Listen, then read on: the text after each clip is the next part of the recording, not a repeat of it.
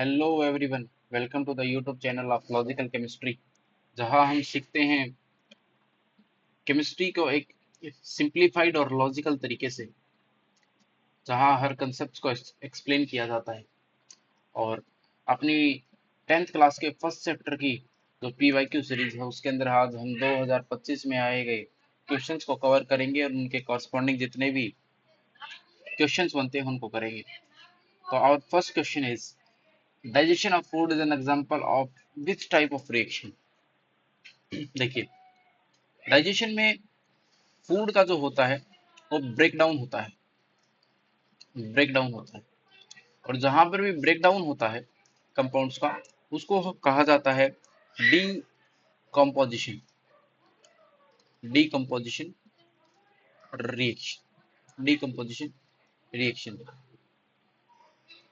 Next question is, in the reaction Cu plus H2 which substance is oxidized। देखिए, अगर हम यहाँ बात करते हैं तो कॉपर ऑक्साइड हाइड्रोजन गैस के साथ रिएक्ट करता है और बनाता है कॉपर प्लस में वाटर। यहाँ पे देखने वाली बात यह कि ये एक ब्लैक कलर्ड लेयर होती है over the copper, over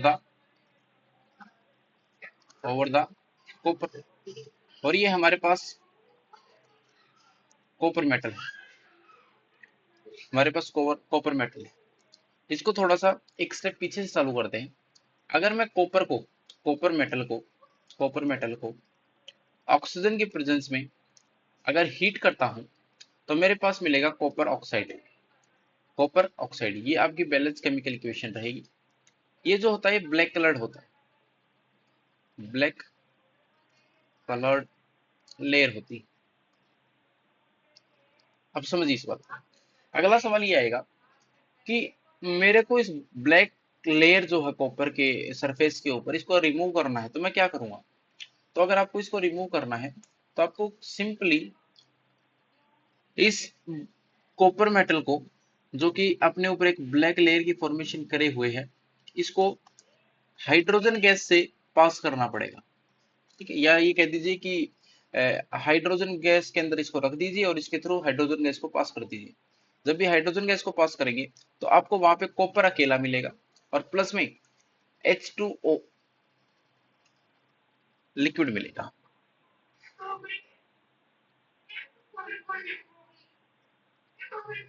H2O liquid मिलेगा। चलिए, अब सवाल ये है कि ये जो लास्ट वाली रिएक्शन हुई, इसमें ऑक्सीडाइज कौन हुआ है और रिड्यूस कौन हुआ है, दोनों के एस्पेक्ट के ऊपर बात कर लेते हैं। साथ में ऑक्सीडाइजिंग एजेंट कौन है, रिड्यूसिंग एजेंट कौन है, इसके ऊपर भी बात कर लेते हैं। देखिए, सबसे पहले हम इसकी जो रिएक्शन है उसको लिख लेते हैं, जो कि कैसे है। CuO प्लस में H2 gas gives Cu metal और प्लस में H2O लिक्विड। देखिए, यहाँ पर हाइड्रोजन के पास कोई भी ऑक्सीजन नहीं है, लेकिन जब प्रोडक्ट साइड जाते हैं तो यहाँ पे हो रहा है गेन ऑफ ऑक्सीजन एटम, और गेन ऑफ ऑक्सीजन एटम कहलाता है ऑक्सीडेशन। ऑक्सीडेशन, तो ऑक्सीडेशन हुआ है हमारे पास H2 गैस का, H2 गैस का ऑक्सीडेशन हुआ, H2 गैस का। जब वहीं पे बात करते हैं हम, कॉपर ऑक्साइड की, तो कॉपर के पास पहले ऑक्सीजन था, लेकिन जब प्रोडक्ट साइड देखते हैं तो कॉपर के पास कोई भी ऑक्सीजन नहीं है। इसका मतलब लॉस ऑफ ऑक्सीजन हुआ है, ऑक्सीजन एटम हुआ है, और लॉस ऑफ ऑक्सीजन एटम ही क्या होता है, रिडक्शन होता है। और रिडक्शन हुआ किसका है, कंप्लीट कॉपर ऑक्साइड का हुआ है, कॉपर ऑक्साइड का। चलिए, अब आपको ये बात ध्यान रखना है कि जिसका ऑक्सीडेशन होता है, ऑक्सीडेशन जिसका ऑक्सीडेशन होता है वही होता है रिड्यूसिंग एजेंट, रिड्यूसिंग एजेंट। और जिसका रिडक्शन होता है जिसका रिडक्शन होता है वही होता है oxidising agent.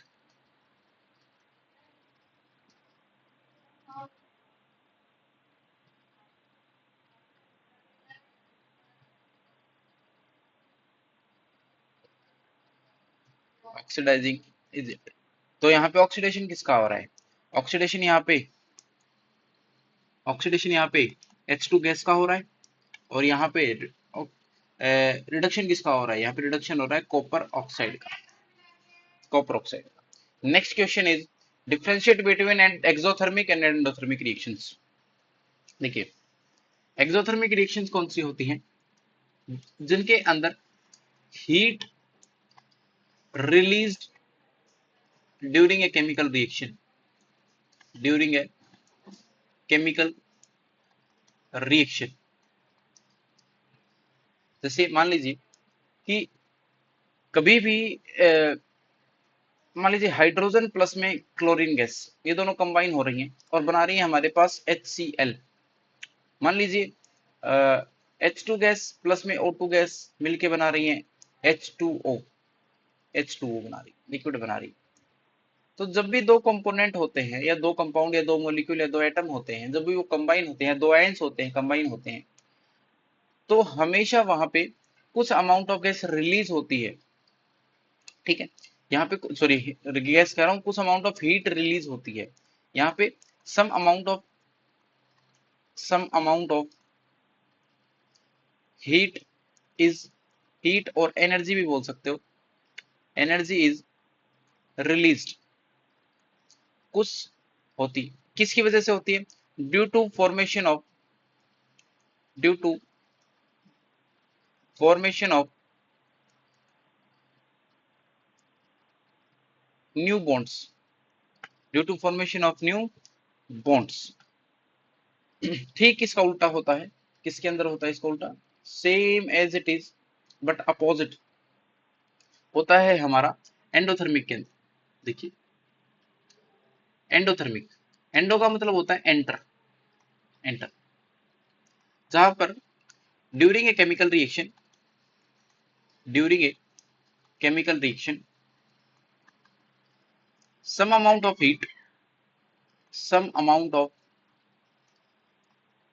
heat is absorbed, enter or absorbed,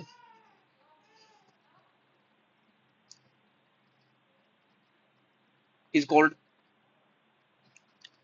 endothermic reaction, endothermic reaction। चलिए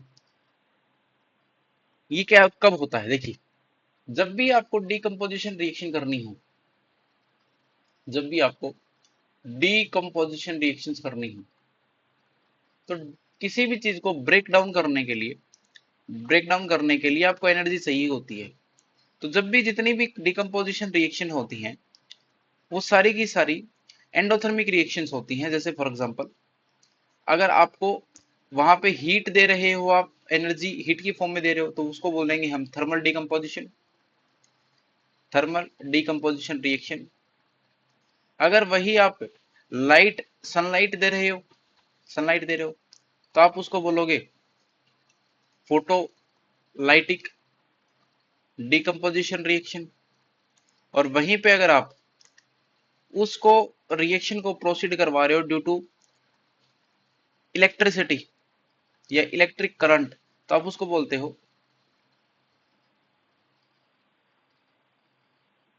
इलेक्ट्रोलिसिस, इलेक्ट्रोलिसिस। और हमारे यहाँ इलेक्ट्रोलिसिस दो चीजों का बहुत इंपॉर्टेंट है, दो चीजों का बहुत इंपॉर्टेंट है। एक तो है इलेक्ट्रोलिसिस ऑफ वाटर, और एक है इलेक्ट्रोलिसिस ऑफ, सॉरी तीन चीजों का इंपॉर्टेंट है। एक इलेक्ट्रोलिसिस ऑफ कॉपर सल्फेट है, और एक इलेक्ट्रोलिसिस ऑफ, एक इलेक्ट्रोलिसिस ऑफ ब्राइन वाटर। तीन बहुत इंपॉर्टेंट है, हर बार तीनों में से कोई ना कोई आता ही है। ठीक है, और इनके ऊपर क्वेश्चंस आते हैं। Next question is why is respiration considered an exothermic reaction. देखिए रेस्पिरेशन क्यों कंसिडर, इसके अपने को कैसे लिखना है इससे समझते हैं। Due to structural cell respiration Glucose derived from nutritional digestion process is oxidized by metabolic oxygen inside the body. This process liberates a vital supply of life sustaining energy stored as ATP molecules. देखिए हमने पीछे सवाल पढ़ा था, उसमें कहा था कि फूड कौन सा है। देखिए ये फूड है। अभी कह रहा है रेस्पिरेशन कौन सा है, यानी ऑक्सीजन ऑक्सीजन का इनहेल क्या है। तो जब आप दोनों की प्रोस्पेक्टिव से बात करते हो तो दोनों ही केस में क्या बनता है, जब आप ऑक्सीजन को इनहेल करोगे तो ये ग्लूकोज के साथ रिएक्ट करेगा, अकेला कुछ नहीं कर सकता है। जब आप ग्लूकोज का इंटेक करोगे तो उसके डाइजेशन के लिए आपको O2 गैस चाहिए ही चाहिए, यानी ऑक्सीजन चाहिए चाहिए। तो दोनों के अंदर जो भी प्रोसेस होगी वो बहुत सिमिलर होगी और एक जैसी होगी। यानी जब दोनों आपस में रिएक्ट करेंगे तो हमेशा CO2 H2 और प्लस में कुछ अमाउंट ऑफ हीट या कुछ अमाउंट ऑफ एनर्जी रिलीज करेंगे। जब एनर्जी रिलीज होती है तो इसी को तो बोलते हैं एक्सोथर्मिक रिएक्शन।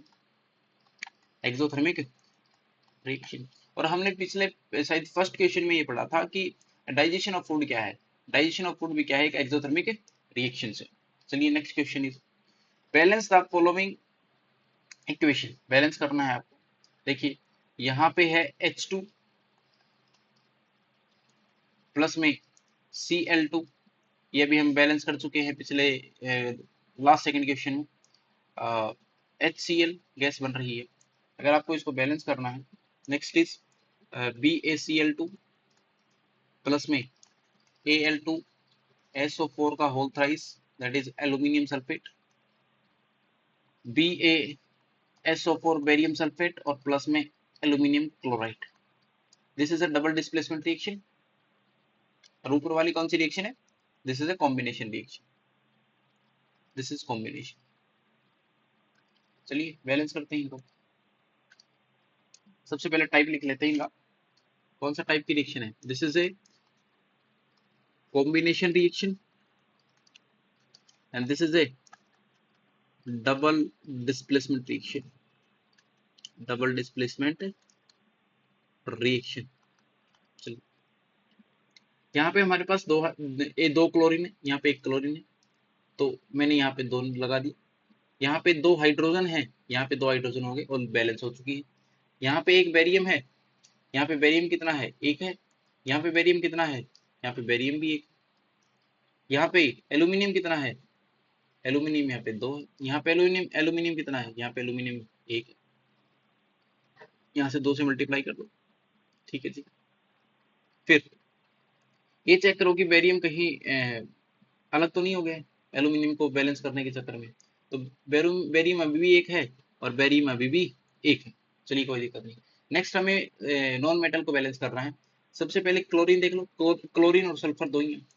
क्लोरीन कितना है हमारे पास, क्लोरीन हमारे पास यहाँ पे दो है, और यहाँ पे क्लोरीन कितना है, यहाँ पे क्लोरीन है 6। ठीक है कोई दिक्कत नहीं है। अब आप इसको 3 से मल्टीप्लाई कर दो, कितना हो जाएगा, 3 दूनी 6, और वहां पे कितना हो गया, 3 दूनी 6 हो गए। अब चेक करो कि सबसे पहले जो आपने बैलेंस किया था बेरियम को, कहीं वो अनबैलेंस तो नहीं हो गया। अब आप देखोगे कि बेरियम यहाँ पे अनबैलेंस हो चुका है। यहाँ पे 3, यहाँ पर 3 है और यहाँ पर कितना है, एक है। यहाँ पे कितना है, एक है। तो यहाँ पे भी 3 से मल्टीप्लाई कर दो आप। 3 से मल्टीप्लाई करोगे तो दोनों में 3 होगा। फिर सेकंड पे क्या किया था आपने, एल्यूमिनियम। एल्यूमिनियम को चेक करो, एल्यूमिनियम अभी भी 2 है, यहाँ पर भी 2 है, यहाँ पर 2 है, और एल्यूमिनियम यहाँ पर भी कितने हो चुके हैं, यहाँ से 2 से मल्टीप्लाई किया था तो यहाँ पे भी 2 हो चुके हैं। चलिए फिर अभी आपने क्लोरीन को बैलेंस तो किया ही है। अब आप इस सल्फर को देखिए, सल्फर कैसे आएगा, चेक करिए। सल्फर इधर है आपके पास 3 सल्फर है, और यहाँ पर कितने हैं आपके पास, 3 सल्फर है। देखिए 3 सल्फर है।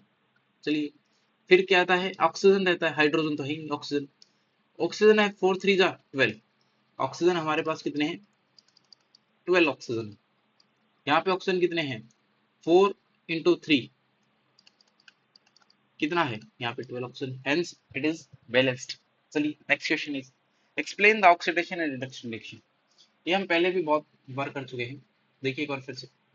ऑक्सीडेशन क्या होता है, oxidation in terms of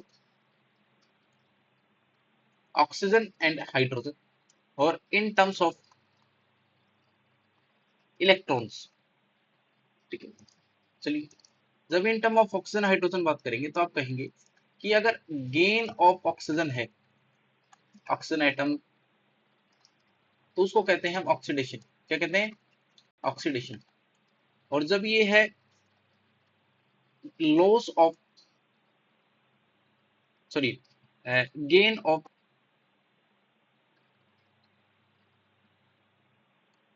sorry sorry sorry, loss of hydrogen atoms, तो भी हम क्या कहेंगे? ऑक्सीडेशन, ऑक्सीडेशन कहेंगे। इलेक्ट्रॉन्स के टर्म में हम ऑक्सीडेशन को कहते हैं जब भी कोई मेटल है वो अपने इलेक्ट्रॉन्स को लूज करता है तो कहलाता है ऑक्सीडेशन, यानी loss of electrons is called oxidation, is called oxidation. ठीक है, चलिए नेक्स्ट इज रिडक्शन। रिडक्शन में बिल्कुल इसका अपोजिट कर दे आप सारा का सारा। कैसे करेंगे आप? इन टर्म्स ऑफ इलेक्ट्रॉन्स और इन टर्म्स ऑफ,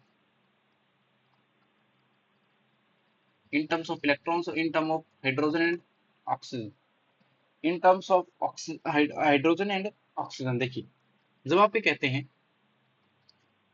कि गेन ऑफ हाइड्रोजन हुआ है, ठीक है, गेन ऑफ हाइड्रोजन एटम्स, तो आप कहते हैं कि रिडक्शन हुआ है। ठीक है, और जब आप कहते हो कि लॉस ऑफ हाइड्रोजन एटम्स हुआ है, सॉरी ऑक्सीजन एटम हुआ है, ऑक्सीजन एटम्स हुआ है, तो आप कहते हो कि ऑक्सीडेशन हुआ है, ऑक्सीडेशन हुआ है। जब आप कहते हो कि इलेक्ट्रॉन की टर्म में, जब आप कहते हो कि कोई भी मेटल था वो अपनी एन ऑक्सीडेशन स्टेट में था और उसने एन इलेक्ट्रॉन को गेन किया तो वो बन गया मेटल जीरो, यानी उसने गेन ऑफ इलेक्ट्रॉन्स किया है, गेन ऑफ इलेक्ट्रॉन्स। ठीक है, और वो क्या बन चुका है? Gain of electron is called reduction, is called reduction. जैसे इनके एग्जांपल्स दे देता हूँ आपको। जब आप ये कहते हो कि sodium gives sodium plus plus में इलेक्ट्रॉन, तो एक ऑक्सीडेशन है। जब आप ये कहते हो कि magnesium gives magnesium plus two ion plus में टू इलेक्ट्रॉन्स, तो ये ऑक्सीडेशन है। जब आप ये कहते हो कि aluminium aluminium gives aluminium plus three plus में थ्री इलेक्ट्रॉन, तो ऑक्सीडेशन।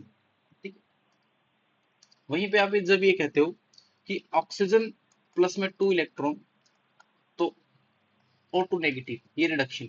जब आप ये कहते हो कि H प्लस प्लस में electron gives H negative hydride ion, तो ये एक रिडक्शन है। जब आप ये कहते हो कि नाइट्रोजन प्लस में three electron gives nitride ion, तो ये एक रिडक्शन रिएक्शन है। जब आप ये कहते हो कि fluorine chlorine bromine iodine plus में इलेक्ट्रॉन और ये बनाते हैं F negative Cl negative I Br negative and I negative, तो ये ऑक्सीडेशन रिएक्शन है। ये सारे hydride ion, sorry halide ions बनाते हैं, तो सारा एक रिडक्शन रिएक्शन। तो आज जितने भी क्वेश्चंस किए उनके कॉरस्पॉन्डिंग कंसेप्ट्स को हमने देखा है। आई होप आपको ये सेशन पसंद आया होगा। अगर आए तो लाइक शेयर एंड सब्सक्राइब करना ना भूलें। और नेक्स्ट सीरीज के लिए, नेक्स्ट सीरीज के वीडियोस के लिए आप जुड़े रहिए। तब तक देखते रहिए, समझते रहिए with logical chemistry. Thank you from my side, that's all.